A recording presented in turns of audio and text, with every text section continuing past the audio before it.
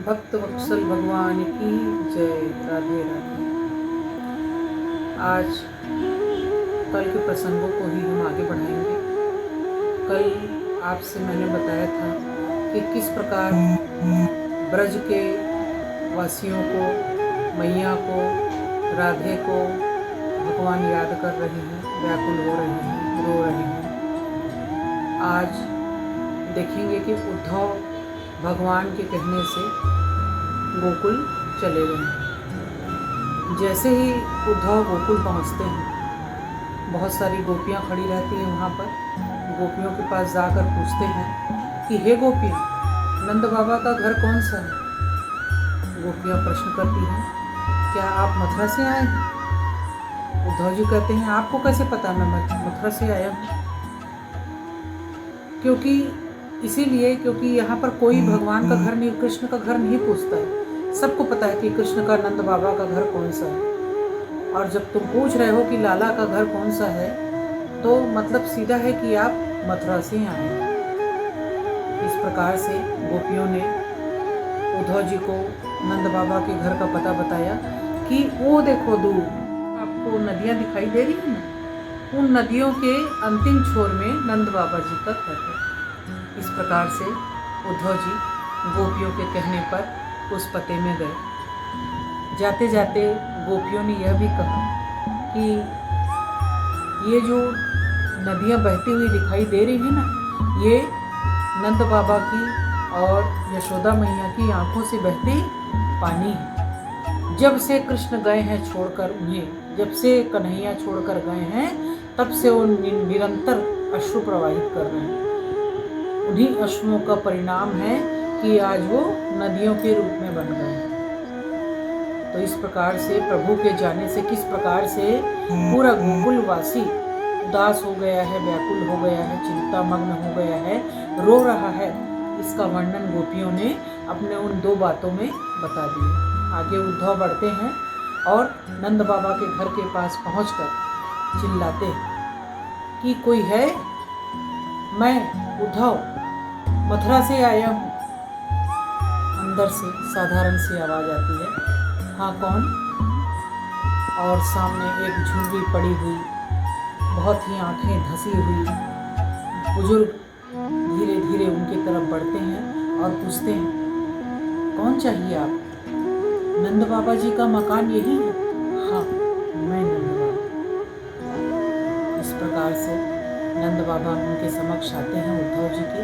किंतु उद्धव जी सोचते हैं कि प्रभु ने तो अपने बाबा का जो वर्णन बताया था, रूप बताया था, ये तो वैसे नहीं दिखते हैं।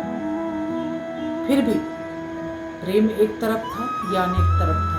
है तो आके प्रभु के पिता ना, प्रभु के बाबा हैं, तो उन्होंने बड़े सादर भाव से नंद बाबा को प्रणाम किया और उन्हें अंदर बिठाया और पूछा, कहो तुम क्यों आए हो? उन्होंने बताया कि श्री कृष्ण ने मुझे कुछ संदेश देकर भेजा और वो संदेश आप लोगों को मैं सुनाना चाहता हूँ।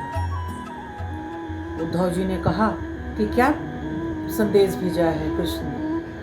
उन्होंने कहा है कि वो आप लोगों से बहुत प्रेम करते हैं, आप लोगों की बहुत चिंता करते हैं, बहुत व्याकुल हैं आप लोगों के लिए, किंतु वे आप लोगों के पास आ नहीं सकते। इस प्रकार से दौड़ते दौड़ते यशोदा माता भी आ गई। कान्हा कान्हा कान्हा, आखिर तुम आ ही गए कान्हा? नंद बाबा कहते हैं, अरे ये कान्हा नहीं है, ये उद्धव जी है, कृष्ण के मित्र हैं, संदेश लेकर आए हैं, कृष्ण कन्हैया का संदेश लेकर आए। अरे ऐसा था तो स्वयं नहीं आ जाते, अपने मित्र को क्यों भेज दिया? संदेश लेने क्यों भेज दिया? माता व्याकुल होकर रोने लगती है। कैसा है मेरा कान्हा? कैसा? इतने दिन क्या मैया की याद नहीं आई? बचपन में जब मेरा कान्हा रोता था तो मैं एक क्षण भी उसे रोने नहीं देती थी और उसे गोद में उठा लेती थी। और आज मैं तो, मेरी आंखों से तो आंसू प्रवाहित होकर मेरी पथरा गई है मेरी आंखें। क्या कान्हा को इसका आभास नहीं होता है कि उसकी माता कब से रोई जा रही है, कब से रोई जा रही है, फिर भी कान्हा आता ही नहीं? उद्धव जी संदेश देते हैं माता यशोदा जी को कि देवकी माता ने आपके लिए संदेश भेजा और कहा है कि यह क्या जो तुमने बताया था कि कान्हा बड़ा चंचल है, बड़ा शरारतें करता है, 1 मिनट शांत नहीं बैठता है। पर माता कान्हा ना तो हंसते हैं ना तो मुस्कुराते हैं और एक जगह शांत बैठे रहते हैं। तो ये कैसा यशोदा ने बताया था? क्या ऐसे ही कान्हा है? और यशोदा माता ने यह भी बताया था कि गोरस का मिष्ठान उनको पसंद है। मैं जब भी गोरस के मिष्ठान बनाती हूँ तो प्रभु थाली छोड़कर उठ जाते हैं और रोने लगते हैं और संदेश भिजवाते हैं मुझे कि देवकी माता से कहना कि वो गोरस का मिष्ठान न बनाया करे। मुझे अपने ब्रज की याद आती है, मुझे अपनी माता की याद आती है। इस प्रकार से प्रभु व्याकुल हो जाते हैं ब्रज की यादों को लेकर, माँ की यादों को लेकर।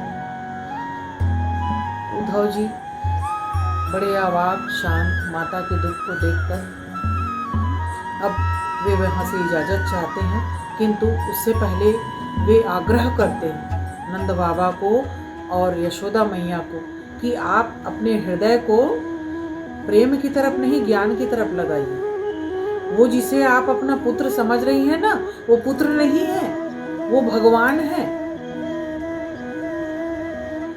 नंद बाबा कहते हैं वो कैसे भगवान हुए? भगवान तो सत्य बोलते हैं ना, भगवान तो झूठ नहीं बोलते हैं। तो ये कैसा सत्य है कि बार बार वो चोरी करते हैं और लोगों के घर में जाकर वे झूठ बोलते हैं, शिकायतें भी आती हैं उनकी। ये तो प्रभु के लक्षण नहीं है। तो फिर कैसे वो प्रभु हुए? फिर कहते हैं भगवान गलती नहीं करते। तो ये कैसी प्रभु की इतनी बड़ी गलती कि वो हम लोग जैसे साधारण तुच्छ आदमी को पिता और इनको मैया कहते हैं? ये कितनी बड़ी गलती है प्रभु की। तो मैं नहीं मानता, आनंद बाबा कहते हैं वो मेरे पुत्र ही हैं। उद्धव जी समझाते हैं नहीं, उन्होंने अवतार लिया है आपके घर में, वो भगवान है, उन्हें कुछ अपने काम निभाने थे, कुछ था उनका इस युग में, इस जन्म में आपके घर में, सो पूरा करने आए हैं। वो प्रभु हैं, भगवान हैं। इस प्रकार से उद्धव जी ने कई प्रकार से समझाए माता यशोदा को, नंद बाबा को, किंतु नंद बाबा और यशोदा माता ने एक ही रट लगाए कि वो हमारे पुत्र ही हैं, वो कोई भगवान नहीं। आज का प्रसंग मैं यहीं समाप्त करती हूँ। कल पुनः आपके समक्ष मैं नए नए प्रसंग लेकर उपस्थित होंगी। तब तक के लिए राधे राधे, श्री राधे।